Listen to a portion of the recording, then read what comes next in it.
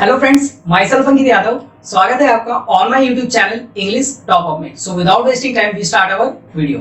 सो guys, आज की class में हम क्या पढ़ेंगे कि अगर कोई किसी पर्टिकुलर टाइम का एक्शन है, जैसे यहाँ पे क्या है, पास्ट टाइम का एक्शन है, तो पास्ट टाइम का एक्शन को आप जानते हो कि हमने हर एक एक्शन को डिफरेंट डिफरेंट कैटेगरीज में क्लासीफाई कर रखा है, जैसे indefinite, continuous, perfect and perfect continuous. तो आज की क्लास में हम क्या पढ़ेंगे कि अगर कोई एक्शन पास्ट टाइम का है, अगर कोई एक्शन पास्ट टाइम का है और वो भी इंडेफिनिट कैटेगरी का, अगर कोई एक्शन पास्ट टाइम का है और वो भी इंडेफिनिट कैटेगरी का, सो उस एक्शन को कैसे हम इंग्लिश में ट्रांसलेट करेंगे और ट्रांसलेट करने के लिए कौन कौन सी ऑक्सिलरी वर्ब और यू कैन से हेल्पिंग वर्ब हम उस एक्शन को इंग्लिश में ट्रांसलेट करने के लिए यूज करेंगे।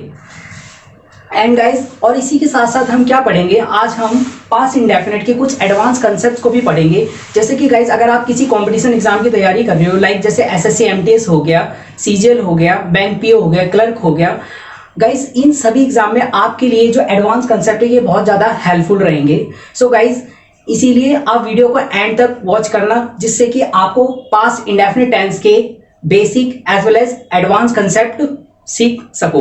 एंड गाइस, इन सभी एडवांस कंसेप्ट का डिस्कशन हमने अपनी प्रीवियस प्रेजेंट टेंस की सभी कैटेगरीज के सेंटेंस वाली जो वीडियोस हमने बना रखी है उन सब में किया है। अगर आपने हमारी प्रीवियस वीडियोस को वॉच नहीं किया तो नीचे डिस्क्रिप्शन में आपको लिंक मिल जाएगा, आप उस लिंक पे क्लिक करके हमारी प्रीवियस वीडियोस को वॉच कर सकते हो। सो गाइस, इसी के साथ हम आगे बढ़ते हैं। सो गाइस, जैसे कि आप जानते हो हमने एक एक्शन को फर्दर कैटेगरीज में क्लासीफाई कर रखा है, जैसे कि indefinite, continuous, perfect and perfect continuous. So guys, इसी तरह हमने हर एक कैटेगरी को भी different different types of sentences में क्लासीफाई कर रखा है। बिकॉज गाइस, जो हमारे एक्शन होते हैं वो एक तरीके के नहीं होते, वो अलग अलग तरीके के होते हैं। कुछ सिंपल भी हो सकते हैं, वो नेगेटिव भी हो सकते हैं, क्या पता कुछ इंटरोगेटिव टाइप के हो जिसमें कुछ क्वेश्चन भी पूछे जा सकें, और डब्ल्यूएच फैमिली टाइप के भी हो सकते हैं। सो गाइस, अब मैं ये चीज आपको कुछ एग्जाम्पल्स के जरिए क्लियर कर देता हूँ। सो गाइज, आप जैसे कि जानते हो कि अभी ये हमने हर इसमें सेंटेंस स्ट्रक्चर्स को लिख दिया है, सेंटेंस स्ट्रक्चर। एंड गाइज, आप लोग सेंटेंस स्ट्रक्चर को बहुत अच्छी तरीके से जानते हो क्योंकि इसको हम अपनी हर क्लासेस में डिस्कस करते हैं। जैसे कि आप जानते हो कि हमने सिंपल सेंटेंस का स्ट्रक्चर लिख दिया, ये नेगेटिव सेंटेंस का स्ट्रक्चर लिख दिया। नेगेटिव में आपको पता है हेल्पिंग वर्ब के बाद नॉट आ जाते हैं। इंटरोगेटिव में हमारी जो हेल्पिंग वर्ब होती है वो पहले आ जाती है। डब्ल्यूएच फैमिली में जो हमारी डब्ल्यूएच फैमिली होती है वो पहले आ जाती है, उसके बाद हेल्पिंग वर्ब, उसके बाद सब्जेक्ट, फिर then first form of main verb, then object. And guys, अब मैं आपको इनके एग्जांपल देके ये चीजें क्लियर करता हूँ।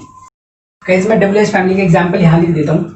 अब जैसे कि गाइस आप देख सकते हो मैंने डिफरेंट टाइप्स ऑफ सेंटेंसेस में डिफरेंट मतलब एक ही एग्जांपल को डिफरेंट तरीके से लिखा है। तो इससे आप समझ गए होगी कि एक एक्शन होता है ना वो डिफरेंट तरीके का होता है, जिसके कारण हम क्या करते हैं कि ना सेंटेंसेस को अलग अलग कैटेगरीज में क्लासीफाई करते हैं। अब गाइस, पहले मैं इसको इंग्लिश में ट्रांसलेट अगर करते हैं तो आपको पता है हमारे जनरल सेंटेंस स्ट्रक्चर उसमें क्या होता है, उसको हमें फॉलो करना होता है। जैसे कि इस केस में क्या है हमारा, ये अगर गाइस हमारा एक्शन कौन सा है, पास्ट टाइम का है और इंडेफिनिट कैटेगरी का है, तो उस केस में अगर सिंपल सेंटेंस आ जाए, सिंपल सेंटेंस को हम इंग्लिश में किस तरीके से ट्रांसलेट करते हैं, तो उसमें हमें क्या करना पड़ता है, subject plus second form of main verb plus object. So guys, याद रखना जब भी हम पास्ट इंडेफिनिट का सिंपल सेंटेंस बनाते हैं उसमें हम second form of verb use करते हैं, जैसे कि हमने प्रेजेंट परफेक्ट टेंस में third form of verb use की थी। इसी तरह हम यहाँ पे कौन सी फॉर्म ऑफ वर्ब यूज करेंगे, सेकंड। सो गाइस, अब आप सिंपल सेंटेंस स्ट्रक्चर देखो और इसको ट्रांसलेट करो। अब आपको पता है, और गाइस यहाँ पे आपके लिए प्लस पॉइंट ये है कि आपको इसमें ना कंफ्यूज होने की जरूरत नहीं है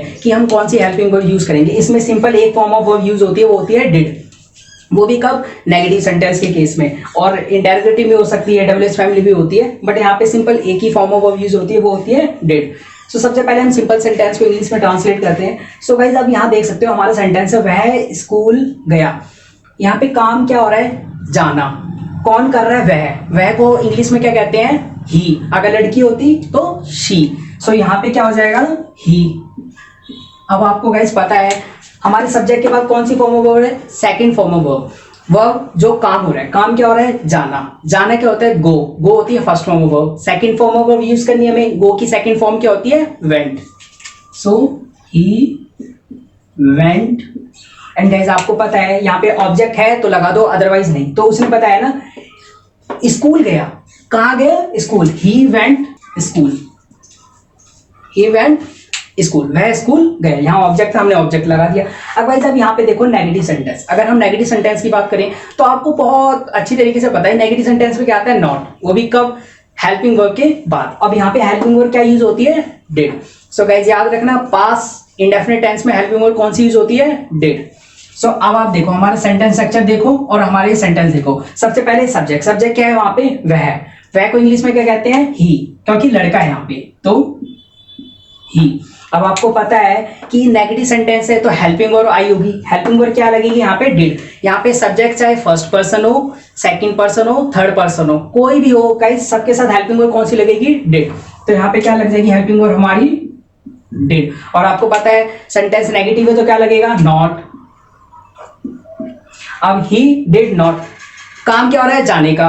अब जाने को इंग्लिश में क्या कहते हैं, गो। बट हम कौन सी फॉर्म ऑफ यूज करेंगे, फर्स्ट फॉर्म ऑफ वर्ब, यहाँ सेकंड यूज नहीं करेंगे। सेकंड फॉर्म ऑफ वर्ब हम गाइस कहाँ यूज करते हैं, पास्ट इंडेफिनिट टेंस के सिंपल सेंटेंस में। ओनली सिंपल सेंटेंस में हम second form of main verb use करते हैं, वरना हर जगह हम कौन सी फॉर्म ऑफ वर्ब यूज करते हैं, फर्स्ट फॉर्म ऑफ वर्ब। ये आपको याद रखने वाली चीज है। सो ही डिड नॉट। अब यहाँ पे काम क्या हो रहा है, जाना। जाने को इंग्लिश में क्या कहते हैं, गो। अब आपको पता है कहाँ जा रहा है, स्कूल, क्योंकि ऑब्जेक्ट है ना, ऑब्जेक्ट है ना तो ऑब्जेक्ट लग जाएगा। He did not go to school. So guys ये बन गया हमारा सेंटेंस। अब सिमिलरली आपको पता है कि अब ये आ गया इंटरोगेटिव। इसमें क्या होगा, क्वेश्चन पूछा जा रहा होगा और इस क्वेश्चन का आंसर आप हाँ या ना में दे सकते हो। इसी कारण इसको हम क्या कहते हैं, यस नो टाइप सेंटेंस भी कहते हैं। सो गाइस अब आप यहाँ देखो कि यहाँ पे आपको पता है कि हमारी हेल्पिंग वर्ब पहले आ जाती है। अब हेल्पिंग वर्ब क्या है हमारी, यहाँ पे डिड। यहाँ पे हेल्पिंग वर्ब क्या है हमारी, डिड। अब डिड, उसके बाद क्या आएगा, गौर से देखो, सब्जेक्ट। सब्जेक्ट क्या है वहां पर, वह को क्या कहेंगे इंग्लिश में, ही। अब देखो अगर हमारा क्वेश्चन नेगेटिव है तो हम नॉट लगा देंगे, अदरवाइज नहीं लगाएंगे। क्या है हमारा क्वेश्चन नेगेटिव है, नहीं है, तो मतलब हम नॉट अभी यूज नहीं करेंगे। सो अब उसके बाद क्या आएगा, फर्स्ट फॉर्म ऑफ वर्ब। काम क्या हो रहा है यहाँ पे, जाना। जाने को इंग्लिश में क्या कहेंगे, गो। और हमें first form of verb use करनी है, सो वहां पे क्या हो जाएगा, गो। अब कहां पे, स्कूल जाना। यहाँ ऑब्जेक्ट है ना, काम किस पे हो रहा है, स्कूल पर। सो स्कूल क्या हो गया हमारा, ऑब्जेक्ट। सो ये हो जाएगा टू स्कूल, ये हो गया क्वेश्चन मार्क। सो हमारा सेंटेंस के बाद जाएगा, did he go to school. So अब गाइस इसी तरह हम डब्ल्यूएस फैमिली वाले पे आते हैं। अब आपको पता है डब्ल्यूएस फैमिली में क्या होगा, क्वेश्चन पूछा जा रहा होगा, साथ साथ कोई और चीज भी पूछी जा रही होगी। अब देखते हैं इस सेंटेंस में क्या पूछा जा रहा है भाई। सो गाइस अब उसने पूछा वह कब स्कूल गया। सो गाइस उसने क्वेश्चन भी किया और क्वेश्चन करने के साथ साथ उसने क्या जानने की कोशिश कर रहा है, टाइम। उसने बोला भाई स्कूल तो गया, कब गया ये भी बताओ। सो गाइस अब इस चीज को आप इंग्लिश में कैसे ट्रांसलेट करोगे, आपको पता है ये डब्ल्यूएस फैमिली सेंटेंस है। सो आपको पता है डब्ल्यूएस फैमिली पहले आती है, तो डब्ल्यूएस फैमिली इसमें से कौन सी है, कब। कब को इंग्लिश में क्या कहते हैं, व्हेन। अब आपको पता है डब्ल्यूएस फैमिली के बाद क्या आता है, डिड। So did. अब उसके बाद आएगा गाइस हमारा क्या, देखो सब्जेक्ट। अब सब्जेक्ट हमारा क्या है वहां पे, वह क्या हो जाएगा, ही। अब उसके बाद गाइस क्या आएगा, फर्स्ट फॉर्म ऑफ वर्ब। अब अगर मान लो यहाँ नेगेटिव होता तो आप क्या करते, नॉट लगाते। नॉट कहाँ लगाते, सब्जेक्ट के बाद। अभी नेगेटिव नहीं है तो हम नॉट नहीं लगाएंगे। तो इसके बाद आएगा वर्ब। वर्ब क्या हो रहा है यहाँ पे, काम क्या हो रहा है, जाना। जाने को इंग्लिश में क्या कहते हैं, गो। और first form of verb he use करनी है हमें। सो आप देख लेते हो first form of verb use हो जाएगी। अब उसके बाद क्या है, ऑब्जेक्ट। अब ऑब्जेक्ट क्या है यहाँ पे, स्कूल। स्कूल जाना। सो मतलब सो गाइस ये बन जाएंगे हमारे सेंटेंस। सो गाइस ये देखिए ये हमारे बन गए सभी सेंटेंस। सो आपने कितनी आसानी से देखो समझ लिया कि हमने डिफरेंट टाइप्स ऑफ सेंटेंसेस को समझ लिए, वो भी किसमें, पास्ट इंडेफिनिट के केस में। इसमें क्या था, सिंपल सेंटेंस बन गया, इसमें second form of verb use करी, बाकी सब में हमने first form of verb use करी। एंड गाइस इसी के साथ हमें एक चीज और याद रखनी है, पास्ट इंडेफिनिट में कौन सी हेल्पिंग वर्ब यूज होती है, did, only did. And guys इसमें आप सिंपली, अब उम्मीद करता हूँ गाइस आपको ये चीज अच्छी तरीके से समझ आ गई होगी। सो गाइस इसी के साथ हम आगे बढ़ते हैं। आप गाइस इसका स्क्रीनशॉट लेना चाहें तो ले सकते हैं। बट गाइस बिफोर दिस आपको एक चीज यहाँ पे एक डाउट मैं क्लियर करना चाहूंगा। वो क्या होता है गाइस, आप लोगों ने पढ़ा होगा या आप लोगों ने सुना जरूर होगा कि लोग कहते हैं कि किसी सेंटेंस के एंड में ये गया, जैसे गया गया लिखा हुआ है, गया एंड ये रहा गया, ये हो गया गया। गाइस आप लोग सुनते होंगे कि लोग कहते हैं कि किसी भी सेंटेंस के एंड में गया, लिया, दिया, ली, दी, इटसेट्रा, ये जब भी आए तो आप सेंटेंस किस में बनाना, पास्ट इंडेफिनिट में। बट गाइज आप ये चीज कुछ हद तक सही कह सकते हो, 100% सही नहीं कह सकते, बिकॉज गाइज इसको आप एक रट्टा कह लो, ये कुछ जगह काम आएगी बट ये हर जगह काम आए ऐसा पॉसिबल नहीं है। एंड गाइज मैं इस चीज को गलत प्रूव कर दूंगा। अभी मैं आपको कुछ एडवांस कंसेप्ट पढ़ाऊंगा पास्ट इंडेफिनिट के, वहां पे देखना है इस चीज को मैं गलत प्रूव कर दूंगा। सो इससे माइंड में आप एक चीज डाल लो, चीजें रटनी नहीं, हमें चीजों को समझना है। सो गाइज ये चीज आप जरूर याद रखना, ये लिया दिया गया ये हर जगह यूज नहीं आता, बट थोड़ी थोड़ी जगह यूज आएगा वो नॉर्मल सेंटेंसेज में, बट 100% कभी यूज नहीं आएगा। ये चीज मैं आपको अभी बता दूंगा थोड़ी देर में। गाइज अब हम पास्ट इंडेफिनिट के कुछ एडवांस कंसेप्ट्स को पढ़ेंगे। सो गाइज पहले मैं लिख देता हूँ, फिर मैं आपको समझाता हूँ।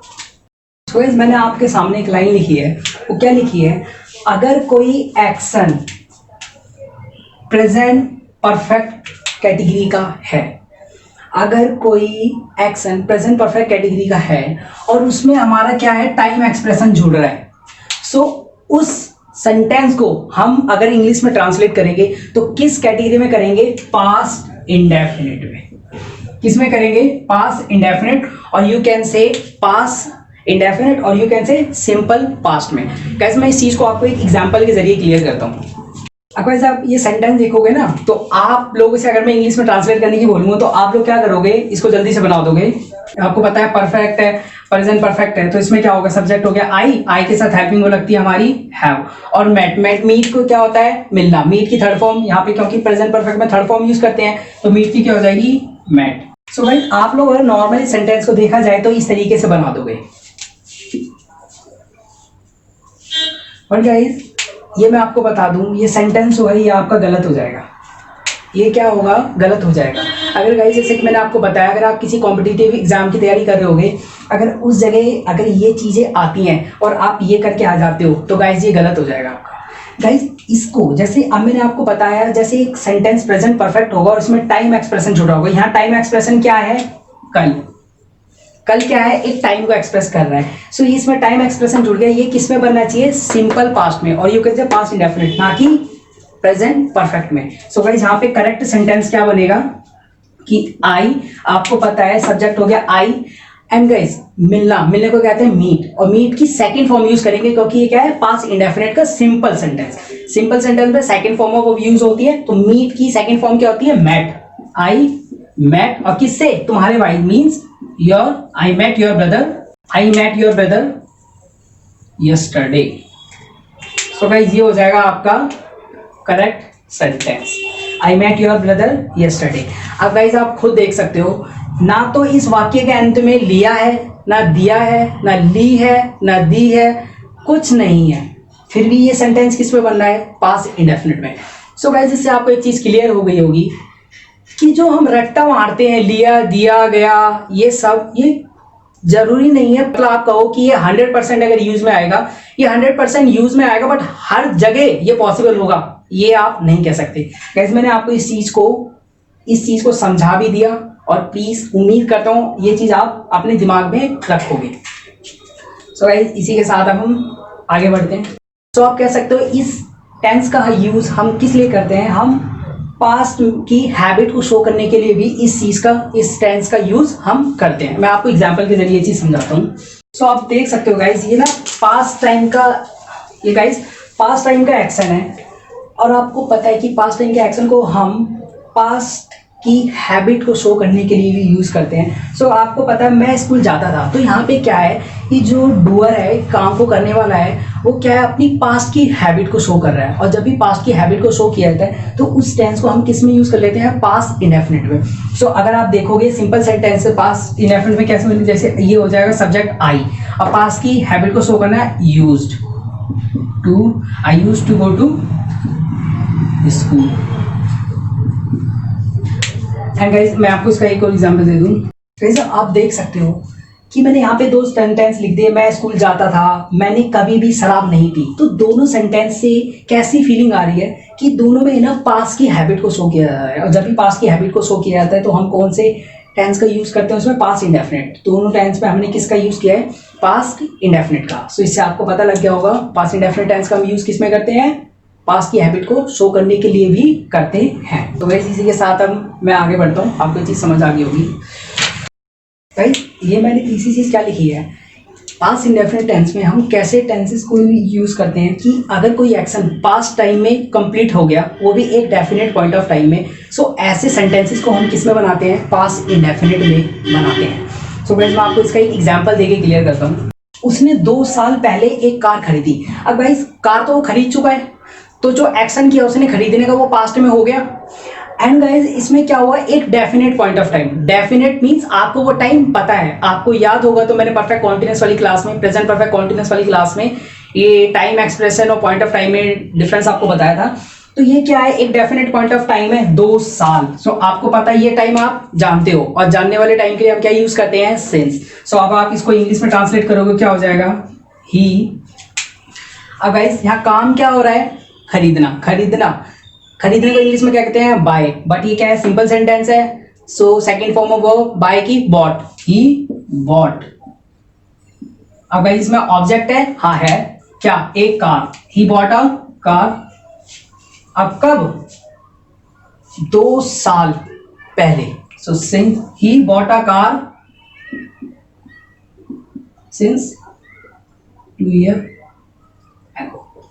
सो गाइस उसने 2 साल पहले एक कार खरीदी, he bought a car since 2 years ago। So guys अब आप इससे समझ गए होंगे कि आपने आज इस वीडियो में पास्ट इंडेफिनिट कुछ एडवांस यूजेस भी होते हैं जिसमें हमारे जो रट्टाफिकेशन वाले कंसेप्ट होते हैं, लिया, दिया, ली, दी, ये काम नहीं आते हैं। सो उम्मीद करता हूँ गाइज आपको आज की वीडियो में जो मैंने पढ़ाया आपको अच्छे से समझ आया होगा। अगर आपको ये वीडियो सचमुच अच्छी लगी, so if you guys really like this video, so do like and hit the subscribe button and press the notification bell, so that आपको क्या होगा, सभी हमारी आने वाली वीडियोस की अपडेट मिलती रहेगी। So and guys, if you have any doubt, so do comment in our comment section. Till then, keep learning with English Topper.